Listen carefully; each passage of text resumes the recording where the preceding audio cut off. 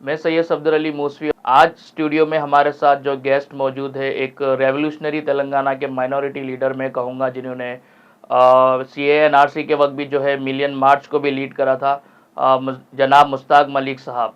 बहुत बहुत खैर मकदम हमारे स्टूडियो जी में आपका। शुक्रिया। मुश्ताक साहब, जो अभी तेलंगाना में फिलवक़्त हालत हाज़िरा जो मूसी रिवर फ्रंट को लेकर चल रहा, और आवाम के भी काफ़ी ये सवालात है कि तेलंगाना में कांग्रेस हुकूमत बनाने से पहले जो उनके वायदे थे प्रजा पालना को लेके, 6 गारंटी स्कीम्स को लेकर, तो वो स्कीम्स ज़्यादा इम्प्लीमेंटेशन नहीं हुए और मूसी रिवर फ्रंट का जो प्रोजेक्ट जो है चालू हो गया, तो उसमें भी काफ़ी आवाम में जो है कुछ नाराज़गी है। और इस प्रोजेक्ट को आप किस तरीके से देखते हैं, मूसी रिवर फ्रंट को?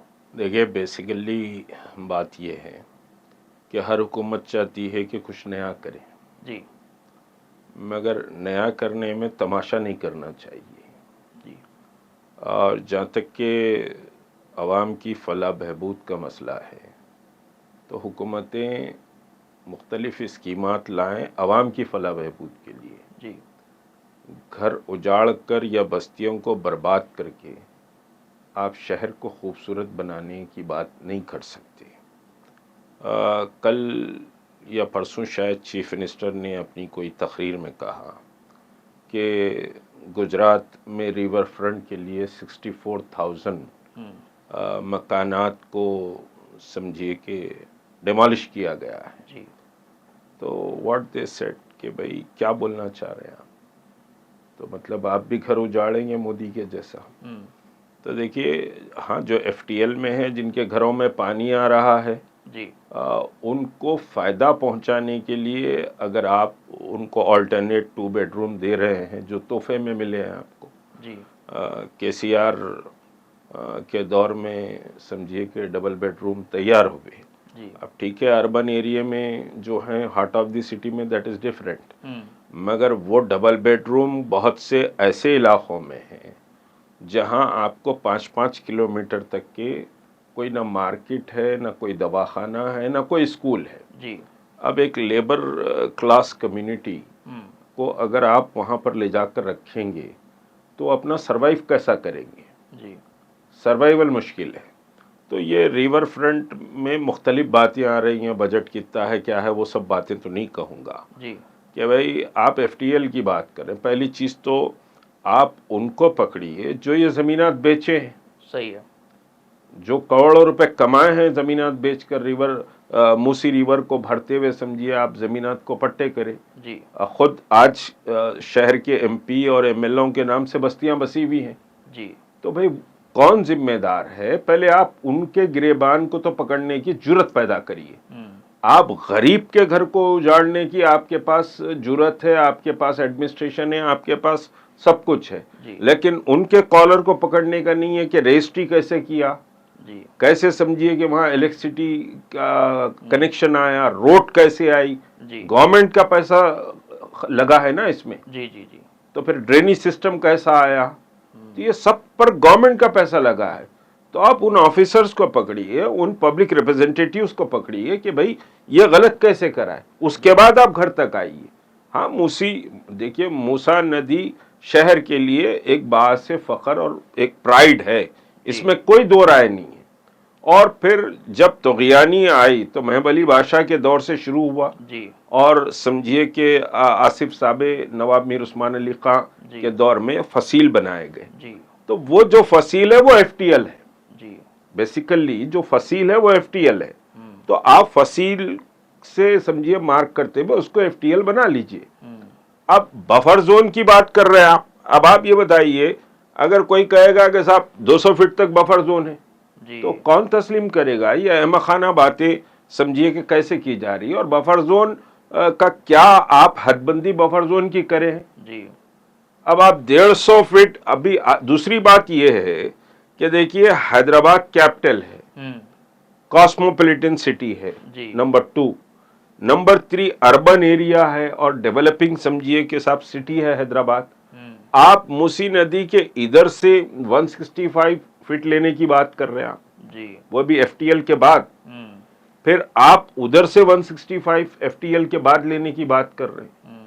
तो इस तरह से आप समझिए कि 330 फीट अगर हार्ट ऑफ द सिटी में जी। घर उजाड़ कर लेंगे तो आप कौन सा समझिए कि साहब क्या बना रहे हैं आप। दूसरी बात यह है कि आप ये कह रहे हैं कि टूरिज्म बढ़ेगा। जी।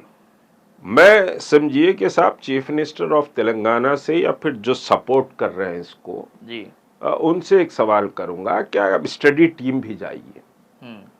आप समझिए कि गुजरात के रिवर फ्रंट को भिजाइए, आप लखनऊ के रिवर फ्रंट को भिजाइए, आपको मालूम होगा कि कितने टूरिस्ट आ रहे हैं।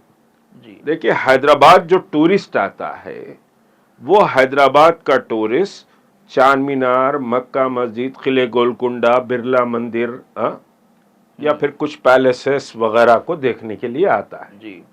आप खुद यहाँ एक स्टडी करिए, आप खुद कैमरा लेकर जाइए, आपका चैनल बहरहाल समझिए कि पब्लिक में उसका एक बड़ा मकाम भी है और लोग समझिए कि बहुत इश्तियाक से भी देख रहे हैं और देखेंगे भी इस एपिसोड को। आप जाइए, नेकलेस रोड एक ब्यूटीफुल समझिए कि साहब लेक के पास बना हुआ है, जस्ट लाइक रिवर फ्रंट समझिए आप उसको थोड़ी देर के लिए। राइट। वहां जाके आप समझिए कि सर्वे करिए कितने फॉरेनर्स हैं वहां पर।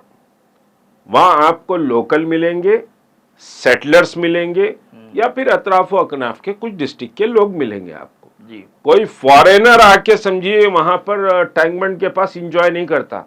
वहां बहुत से रिवर फ्रंट है, बहुत से समझिए नदी नाले हैं, बहुत से केबल ब्रिज बने हुए हैं, बहुत कुछ बना हुआ है फॉरेन में, यूरोप हो या फिर समझिए कि साहब गल्फ हो, उनके पास तो पूरा समंदर जा रहा, आप उसका मुकाबला भी नहीं कर सकते। तो रिवर फ्रंट पे जो पैसा डालने की बात की जा रही है वो स्टेट के गरीब के वेलफेयर के लिए इस्तेमाल होना चाहिए। ये रिवर फ्रंट अगर आप बनाने का उतना ही आपको शौक है तो आप एक पायलट प्रोजेक्ट बनाइए 5 किलोमीटर का। जी, सही है। आप समझिए 60, 68, 70 या फिर 110 क्या क्या मुख्तलिफ बातें आ रही है, वहां से लेकर समझिए कि सिटी के आखिरी कोने तक बनाएंगे। अहमकाना बात है, आप एक पायलट प्रोजेक्ट बनाइए, 5 किलोमीटर का बनाइए, 10 किलोमीटर का बनाइए, 3 किलोमीटर का बनाइए, आप वहां पर इन्वेस्टमेंट करिए। उसके बाद आपको समझ में आएगा कि साहब ये कितना फिजिबल है जी और कितना इससे फायदा होगा। एक लंबा आप लाख 1.5 लाख, बहरहाल उसकी मुख्तलिफ बातें आ रही हैं, अभी फिक्स नहीं है, करोड़ का प्रोजेक्ट बना रहे हैं। अगर वो प्रोजेक्ट फेल हो जाता है तो स्टेट का तो पैसा गया जी, चांदी बनने वालों की चांदी बन गई जी।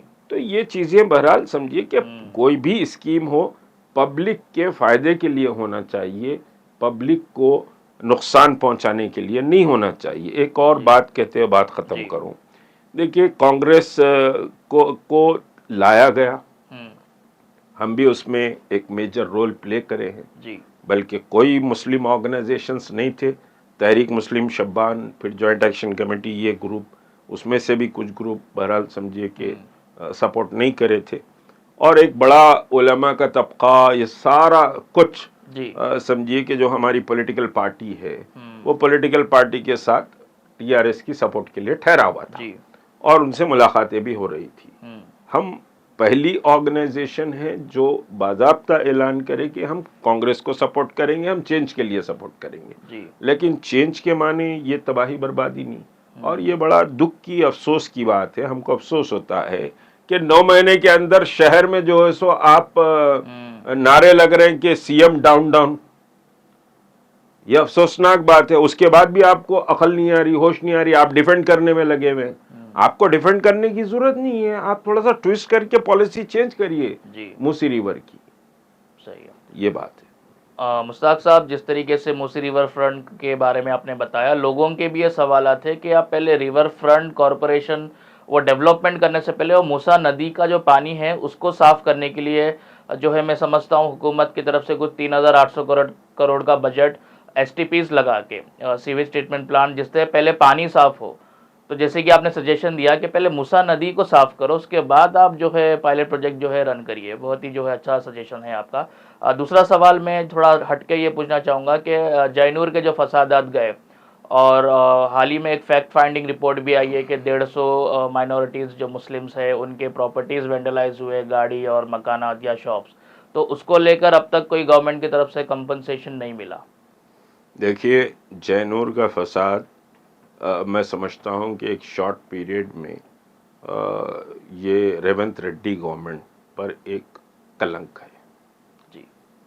जिस रोज गड़बड़ वहाँ शुरू हुई तो हम रेगुलर टच में थे, सीएमओ से समझिए बात हो रही थी, जी। इसको भी जा रहे हैं, क्या कर रहे हैं, कैसा कर रहे हैं, ये कर रहे हैं, ये सारी बातें हो रही थी। बहरहाल सीएम इसमें बहुत केयरलेस रहे। देखिए 4 मसाजिद पर अटैक हुआ जी।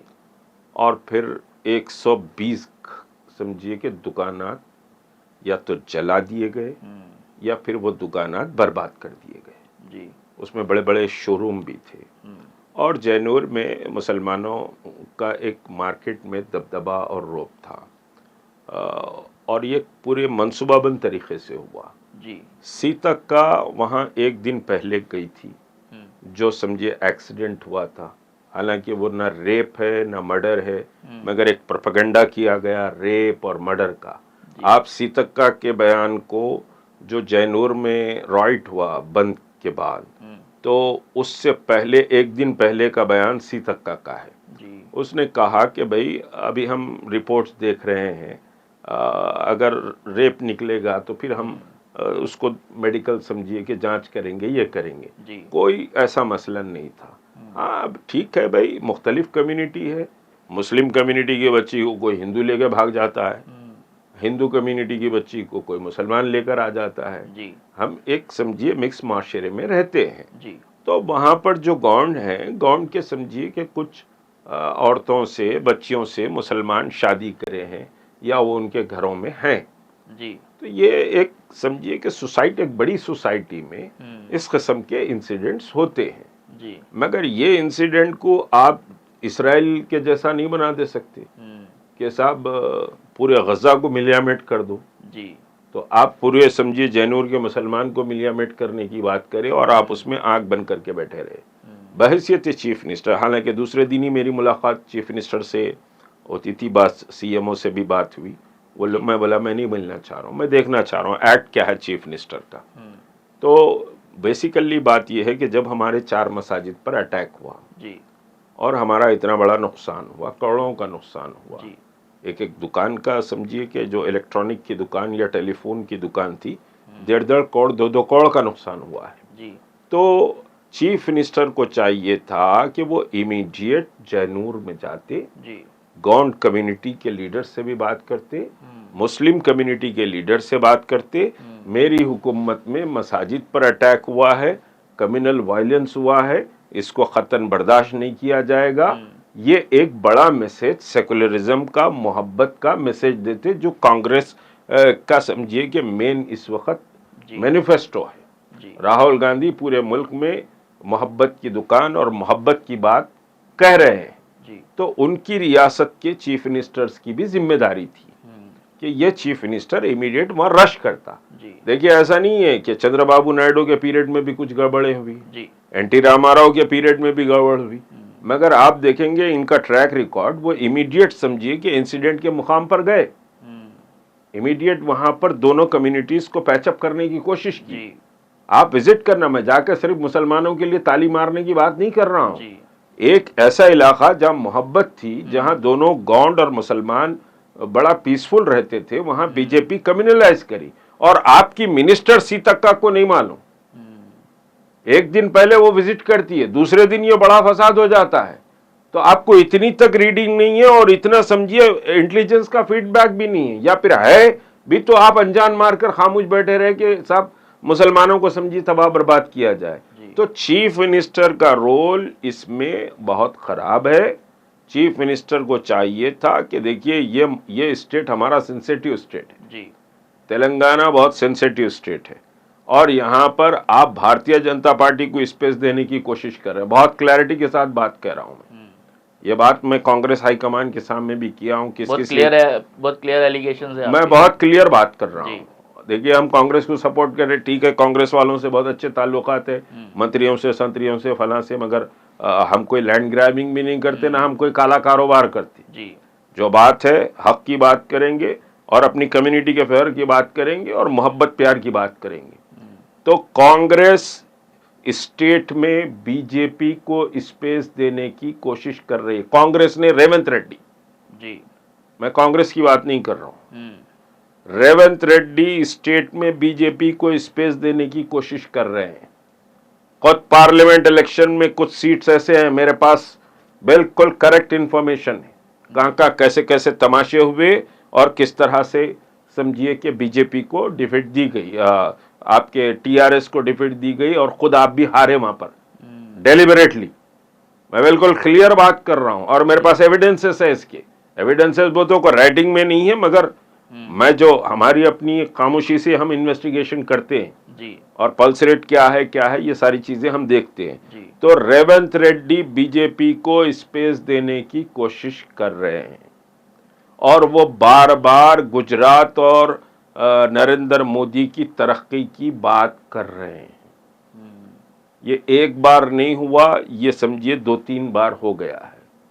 तो इस पर कांग्रेस के सेकुलर फैब्रिक और मोहब्बत की दुकान पर समझिए कि साहब काले छींटे पड़ रहे हैं, उसको सीरियसली नोट लेने की जरूरत है जी। और जैनूर पर रेवंत रेड्डी हुकूमत नाकाम है। मुसलमानों ने समझिए कलेक्टर और आरडीओ को अपने लॉसेस के पूरे एप्लीकेशंस दिए हैं, बाज़ाब्ता दरखास्तें मंगाई गई।